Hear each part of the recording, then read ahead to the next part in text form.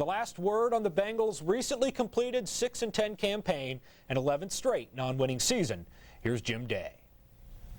It's another Bengals offseason, and usually that means it's time to make fun of the Bengals, right? A little Bengals bashing. Their 11th straight non-winning season. Once again, they're going to be at home watching the playoffs on TV. And each season they have that late season surge, just enough to keep you interested, just enough to give you some semblance of hope. And usually it turns out to be false hope, right? But this year it might be different. Just might be different. Don't check my temperature and no, I haven't been drinking. There's solid evidence that this team might be turning the corner.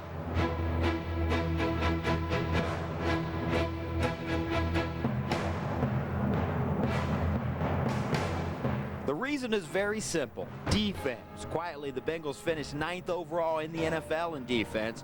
With a vastly improved D, the Bengals were in every game except one this season, as opposed to being out of most games by halftime in 2000.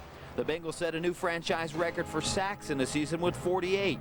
Even the misery of a 7-game losing streak could not derail the newfound respect the Bengals defense achieved. I don't know very many defensive teams that have made the statistic improvement that ours have done this year.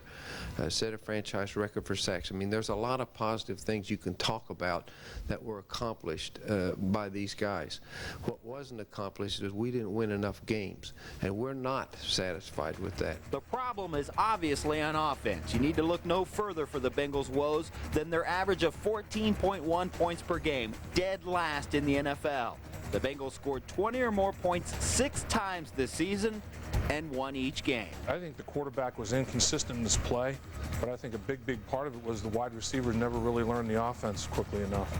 I mean, it took him way too long to be able to understand what routes to run, when to run them, the options within those routes based on coverages presented to him. Bob Radkowski, you've just seen the tip of the iceberg of his offense. He couldn't install anywhere near his entire offense because this wide receiver core didn't grasp it mentally. It was and is the inconsistent play at quarterback and wide receiver standing in the way. Yes, the pass offense had their moments that showed their potential, especially in the last 2 weeks of the season. But Kitna threw just 12 touchdown passes overall compared to 22 interceptions and had the NFL's lowest passer rating. It looks as if Kitna and Akili Smith will both be back in 2002 in another open quarterback derby. I think it'll be the three-headed monster again. You know, I think they're going to draft somebody. As the Bengals looked at the offseason with hope, they know that they have their solid core signed at least through next season. They'll reflect back on beating 3 playoff teams in 2001, New England, Baltimore, and Pittsburgh. They'll move into the new AFC North next season, and the Bengals split with the 3 other teams that will make up that division. And it starts at the top with Dick LeBeau, and this is key. This season, the Bengals were simply not good enough in certain areas to win at times, and at times they didn't quite have things figured out. But they never lost a game because of lack of effort. These players play hard for LeBeau, unlike Bengals teams of the past. We still have some work to do.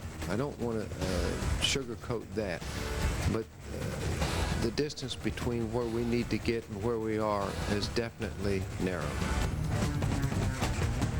Jim Day, Ohio Sports Report. Well, we'll see next September if this team is any better than they have been in the past. Yeah.